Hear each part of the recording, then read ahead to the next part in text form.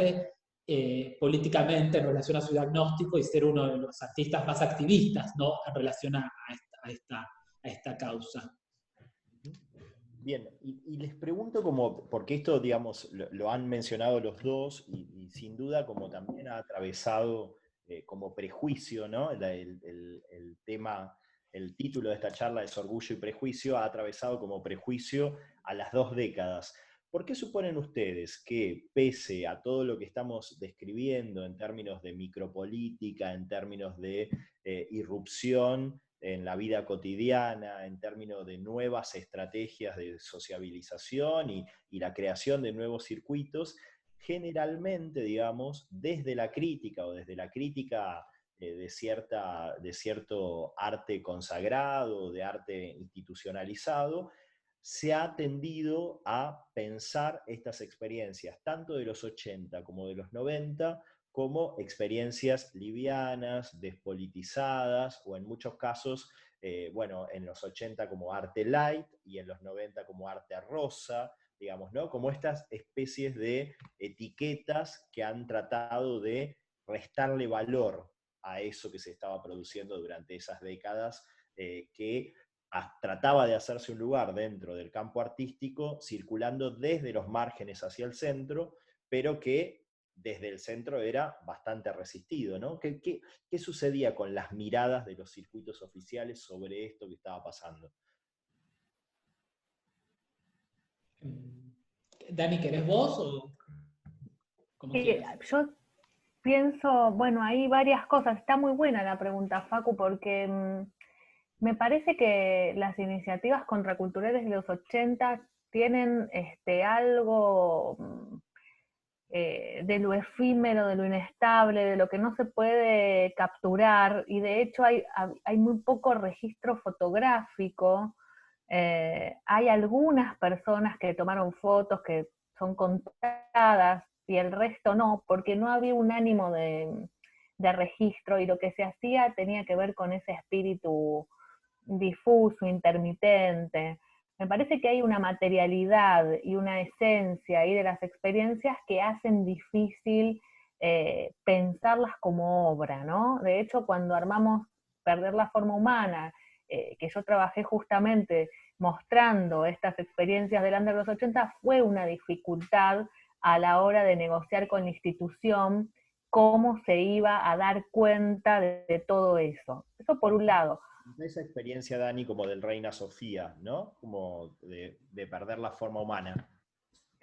Bueno, Perder la Forma Humana fue un proyecto colectivo donde el Under fue una parte, digamos, fue un proyecto que, de investigación polifónica, digamos, de más de 30 investigadores de toda Latinoamérica, que trabajamos sobre el arte activista entre 1973 y 1991. Entonces, cada uno de nosotros iba recuperando, investigando distintas experiencias que ocurrieron en distintas partes de Latinoamérica. Concretamente yo trabajé con esta contracultura, y bueno, muchas de las obras que mostramos presentaban esta dificultad de que no resistían la categoría de obra más clásica, digamos. Entonces había que pensar cómo mostrarlas, y por otro lado, una inquietud mía y del equipo era que no pierdan esa potencia, o que reactualicen, mejor dicho, una potencia capaz de interpelar el presente, porque justamente la mayoría eran acciones nacidas en los márgenes, en la calle, en el under, por fuera de la institución. Entonces fue ese gran desafío. Y yo creo ahí que también lo multidisciplinario para pensar el under, y esto de que muchas obras no se conservaron, digo, los plásticos de los Loxon, por ejemplo, qué sé yo, no sé, los rifaban, los regalaban, no están, digamos, porque además algunos artistas tenían un tipo de producción en estos circuitos y otro que enviaban a la institución, como hay una doble estrategia de integración y otra más contracultural, ¿no?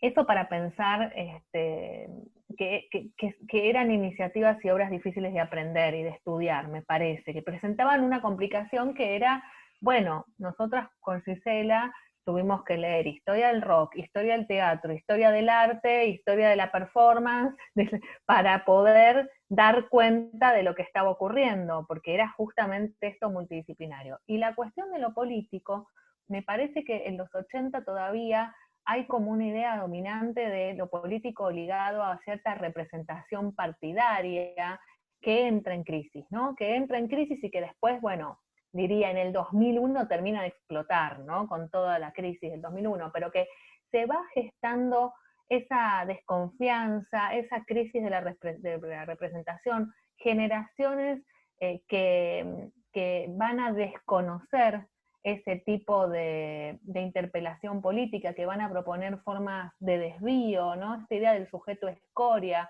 que enuncia desde un lugar de outsider.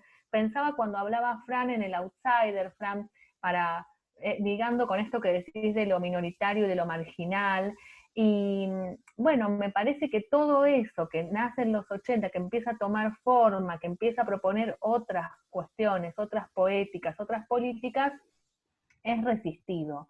Es resistido porque justamente escapa o no se puede pensar desde esa idea más clásica, y además hay que pensar en la gran derrota, ¿no? Política y cultural que generó la dictadura y que obligó a revisar y a repensar muchos de los modos de lo político, de lo artístico también, por supuesto, pero que yo pienso que Lander fue muy temprano y muy vital para repensar esto, mucho antes que los partidos de izquierda y ciertos grupos progresistas. Me parece que ahí viene la fricción. Y ya esta acusación de frivolidad, de hedonismo, de descompromiso, en los 90, bueno, va a tener hasta sus críticos propios, ¿no? Fran con la crítica de arte va a recoger mucho algunas de esas categorías para pensar el Rojas. Totalmente, ¿no? Como decía Daniela, la crítica de arte en los años 90 y otras voces autorizadas van a tomar, digamos, de esas valoraciones, esos juicios, ¿no? Muchas veces valoraciones degradantes y negativas con respecto a los artistas, y las van a anunciar a través de diferentes eufemismos que son también eufemismos que involucran a lo gay, ¿no? O cierta idea de lo débil, cierta idea de lo no comprometido, cierta idea del individualismo, es decir, como se van a ir encadenando diferentes injurias, diferentes significantes, ¿no? Como para generar una lectura bastante degradante bastante degradante de estas experiencias artísticas que tuvieron en los años 80, ¿no? Por ejemplo, esta idea de arte light, arte guarango, estética boutique, es decir, en algún punto la crítica de arte se va a hacer eco, ¿no?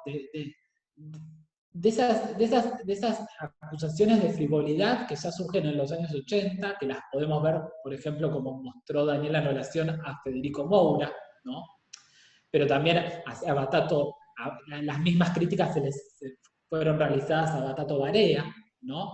Digamos, es interesante porque cada campo, digamos, en el rock, a Federico Moura se lo va a tratar de frívolo, a Batato Barea se lo va a tratar de light también, ¿no? Nosotros tenemos una colega, Irina Garbaski, que ha investigado la figura de Batato, y a mí me llamó muchísimo la atención. Yo desde la historia del arte, de las artes visuales, también tengo, digamos, también se generó la misma valoración y un aparato crítico bastante similar para valorar de manera negativa a estas experiencias.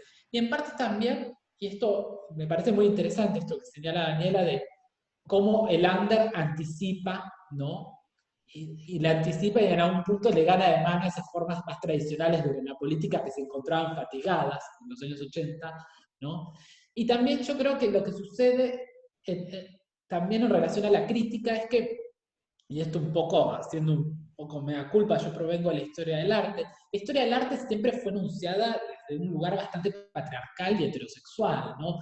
Recién en los últimos años, gracias a la historia del arte feminista sobre todo, que digo en los últimos años, pero es algo ya de larga data en la academia, hemos tenido conciencia de cómo son esos anudamientos que se generan entre la crítica, entre la historia del arte, entre las interpretaciones, cómo se generan esos procesos de exclusión, ¿no? De artistas mujeres, o esos procesos que tienden a borrar cualquier tipo de marca que tenga que ver con la sexualidad, que tenga que ver con el género, o que tiendan a invisibilizar aquellas formas de hacer política que no se corresponden a esa política con mayúscula, que no se corresponden a esos enunciados fuertemente valorados socialmente, ¿no? Creo que el underground, creo que el arte de los años 80, el arte de los años 90, introducen de manera anticipada los problemas de nuestra agenda actual, digamos, incluso las formas estéticas, ¿no? Digamos, ese imaginario tan resistido que se generó en el arte de los años 90, ¿no?